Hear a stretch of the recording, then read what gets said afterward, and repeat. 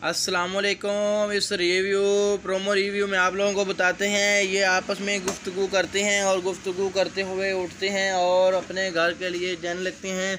और वो बहुत उदास होती है क्योंकि उसके साथ जो लड़का अपने बयान करता है और बहुत करीब से बयान करता है, वो तो लड़की के होश ख़त्म हो जाते हैं क्योंकि उसको लड़की बहुत ज़्यादा मोहब्बत चाहती है।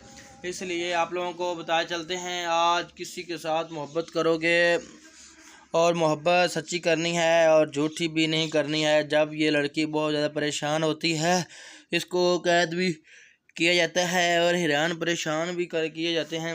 इसलिए हम आप लोगों को बताते चलते हैं कि यही होता है कि वो आपस में बहुत ज़्यादा हंसे मजाक के साथ रहते हैं। जब यही की जाती है कि वो तो बहुत ज़्यादा परेशान हो जाते हैं अभी, तो आप लोगों को बताया चलता हूँ कि आपस में बहुत ज़्यादा हंसे मजाक के साथ रहते हैं।